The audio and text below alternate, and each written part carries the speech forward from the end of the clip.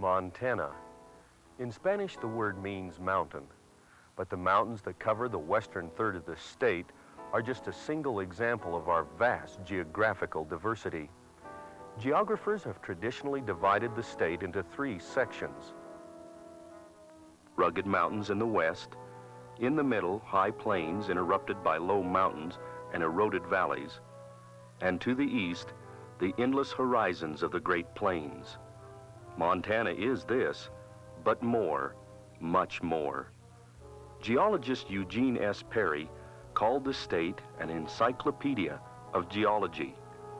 Why all the jagged peaks, the snow-capped mountains, the rolling plains, the gullied badlands of Montana? The story told by the rock formations of this state is magnificent in its vastness and bewildering in its complexity.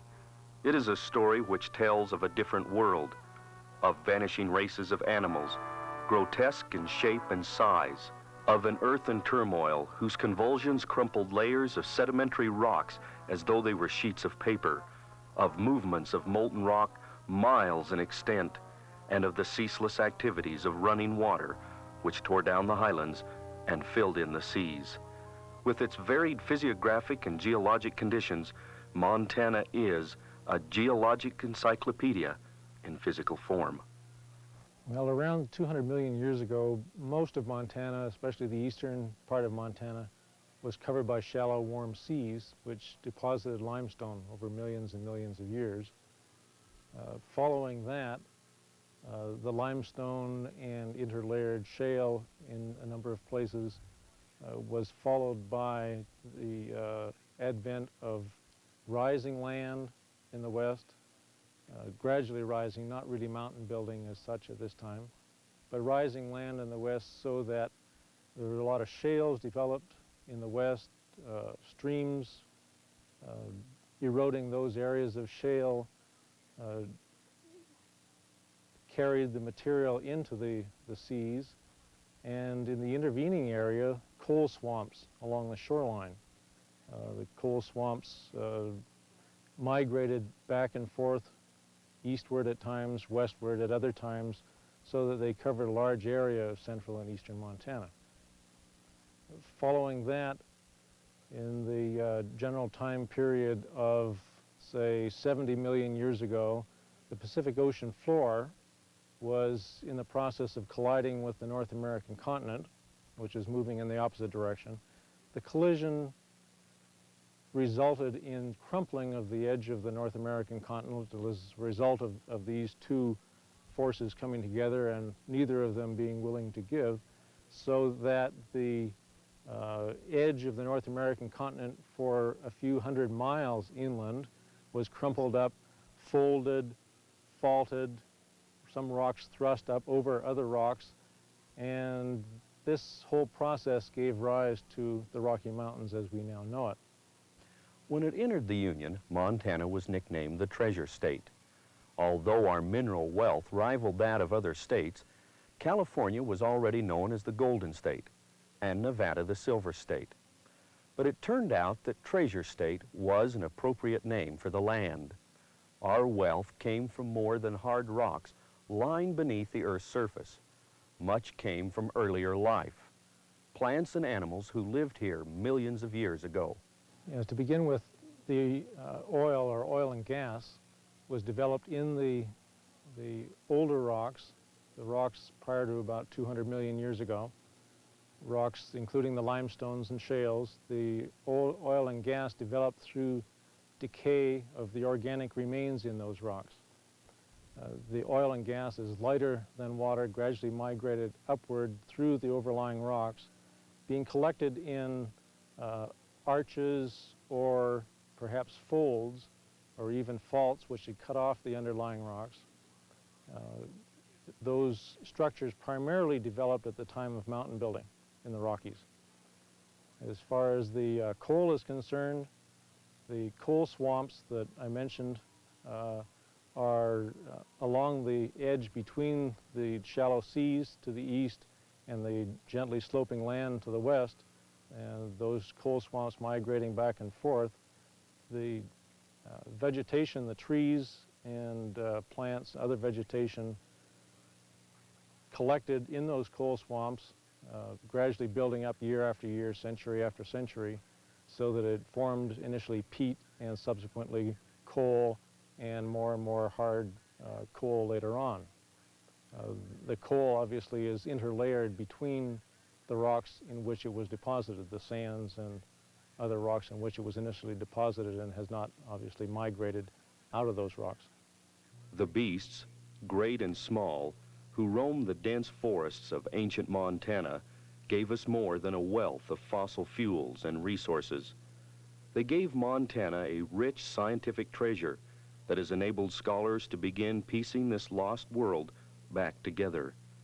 The discoveries made in Montana have contributed to our understanding of prehistoric life, and treasures from our studies have found their way into the world's great museums. Montana paleontologist Jack Horner explains why the state is so rich in this field. I'm studying dinosaurs for my own personal satisfaction, and also to add to our knowledge as far as knowing something about Earth's history, knowing something about life in the past. My actual studies are not aimed so much at Montana's dinosaurs per se. What I'm working mostly on is dinosaur social structures. In other words, the sociobiology of a dinosaur. How its interactions with other animals, and what kind of animals preyed on other kind of animals, how the little ones were raised, things like that. And together with that, I'm doing a lot of paleo-environmental studies to see what kind of environment the dinosaurs were living in. And so it sort of ties the sociobiology together with the environment and ecology of the animal. The environment changed. The environment in Montana changed. We're talking about 75 million years ago. The environment's changed a lot of times, but the seaway left the continent.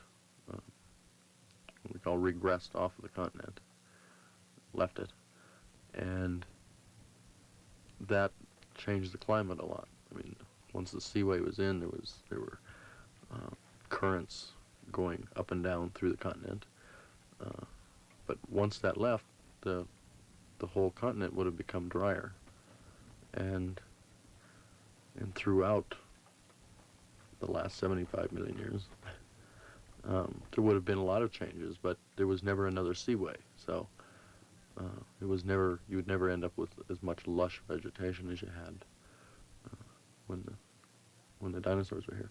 Not only were dinosaurs here, but crocodiles lived here too, and alligators. And you can imagine, we know what environment they need to live in. It'd have to be something like South Carolina or Georgia.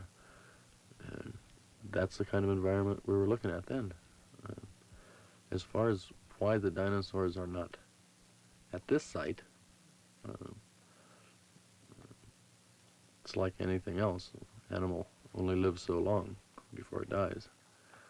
A lot of the dinosaurs at this site were killed in a volcanic mudslide.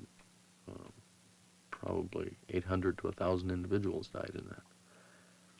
Other dinosaurs died in their nests. Little babies died in their nests. Probably died because something happened to the parent. And a lot of other dinosaurs were eaten by large carnivorous dinosaurs. But the dinosaurs that died here, this was not the end of the dinosaur age. So it was another 15 million years before dinosaurs became extinct in this world. The dinosaurs we have right here, I think were endemic. In other words, I think they lived in an area near the mountains all the time. The dinosaurs that we find further east of here appear to have been endemic to areas in marshier areas, coastal plain areas. And we're beginning to see this now, where you see certain kinds of animals living in certain kinds of environments, and that's sort of what we're working on. Eastern Montana once supported lush vegetation and exotic wildlife. Writing in 1958, Walter Prescott Webb declared, "At the heart of the American West lies a vast desert of varying intensity." Webb's article received wide criticism. We didn't like Montana being included in his list of 8 desert states. But except for the northwest corner of the state, our climate indeed resembles that of a desert.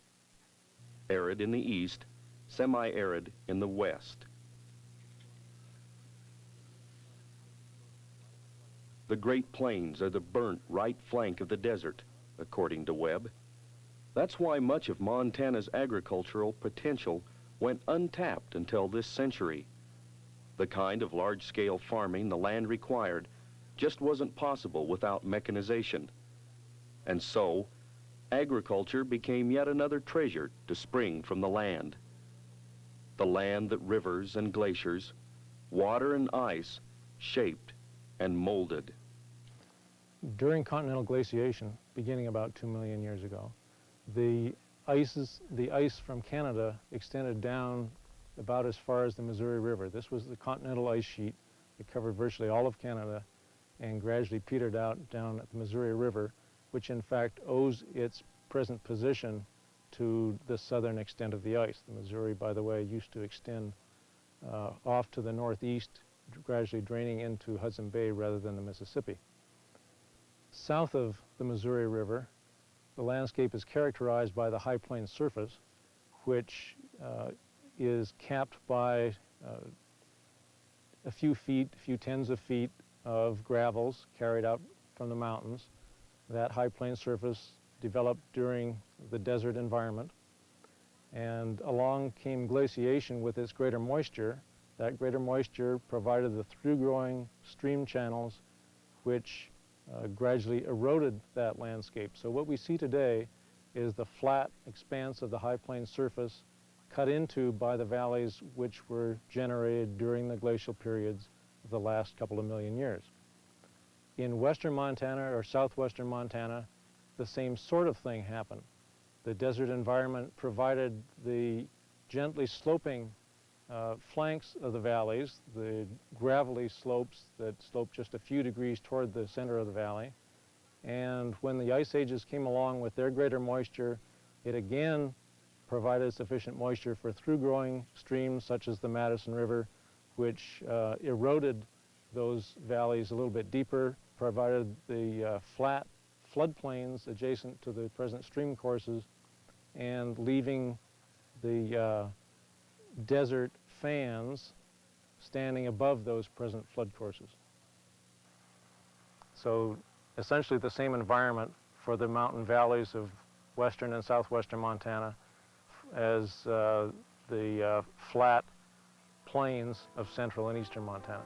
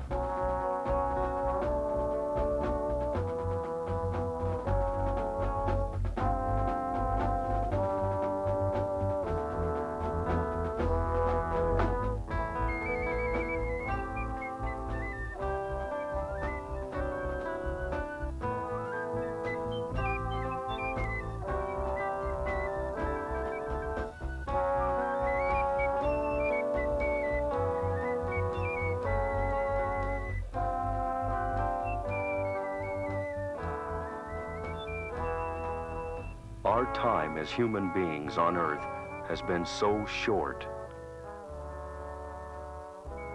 Modern man has lived in Montana less than 20,000 years.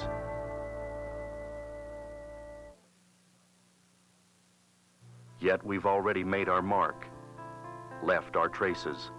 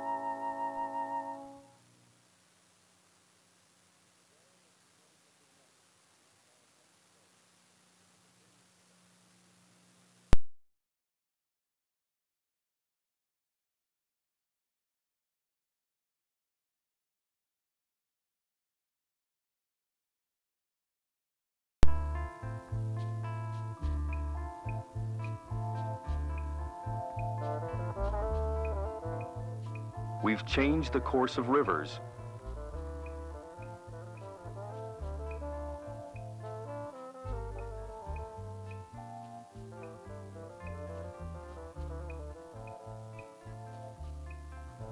Rivers that shape the hills and valleys.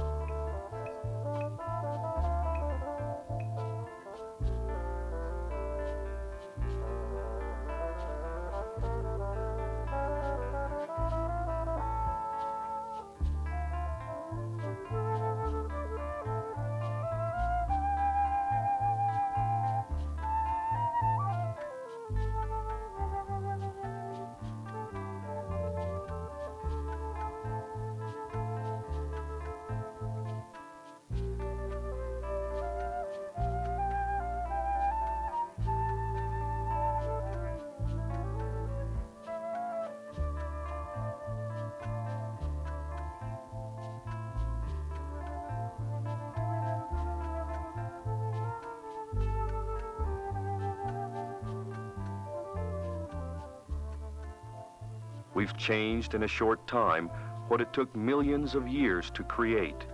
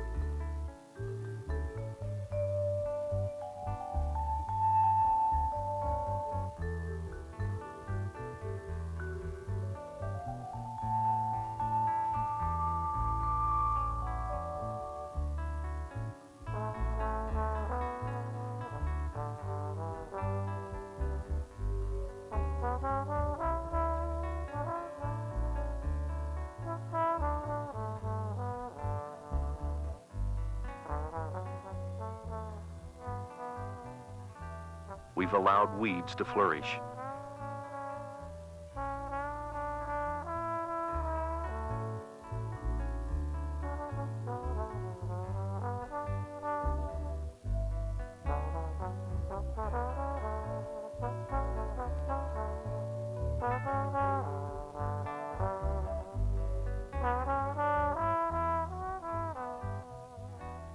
and nearly killed off entire species of animals.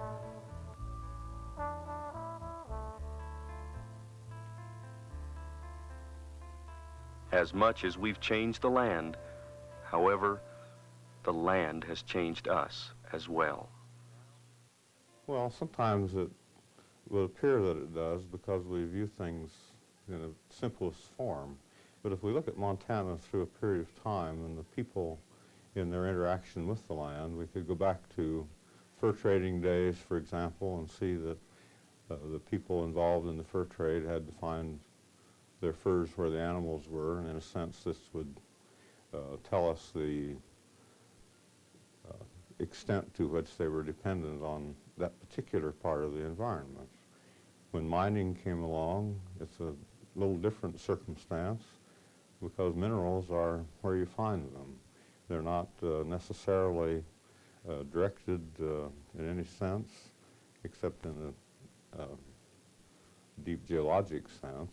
And when people find them, they organize their activities around this discovery. And so we found early settlement of permanence or relative permanence in the mining areas, which were our first surge of interest on the part of the eastern settlements. As the mining developed, it became important to add some local function or some local contribution in the business of food supply. And so agriculture seems to have started principally in response to the mining. The early agriculture was obviously located near where the people were. Not necessarily the best places, but certainly productive. And as more people came into the state and recognized the agricultural potential, then they sought out those areas which were best suited for that and tried to offset that convenience factor with improvements in transportation. We started with cattle and we moved to agriculture in the standard sense of homesteading after the open range period. We discovered in the early period of homesteading that we had a very viable landscape. The rain was falling, the soil was good, the crop production was high, particularly looking at the methods and techniques that were used when it was necessary to have animal power as opposed to inanimate energy that we use today. In the late teens and early 20s, the drought conditions started and were compounded later by a worsening economic situation. And we discovered then that our agriculture was not a sustaining aspect in the extent that it was being used because the land was not capable of continued production. So we see over a period of time a variety of ways in which man has used his landscape, mostly through his choices and his capabilities, but broadly within the range of opportunity the landscape provided. Now the land itself is our treasure. We've exploited its easy riches, and still it yields to us. Meanwhile, the earth, seemingly immutable and solid, is constantly changing.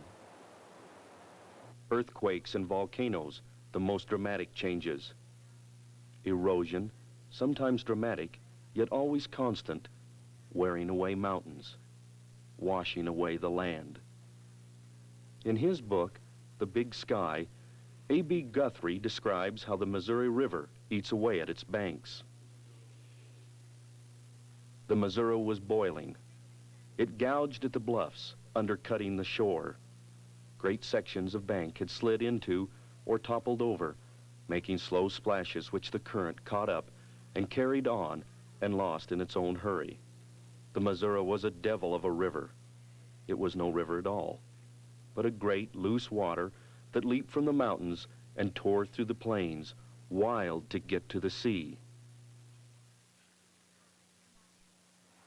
Shakespeare wrote, "What's past is prologue.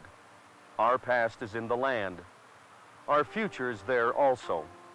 And in between, our history as human beings, our history in a single place and a single time. Less than a day in the history of the world, But without that history, without that consciousness of our past as a people who belong to the land, we might never have existed.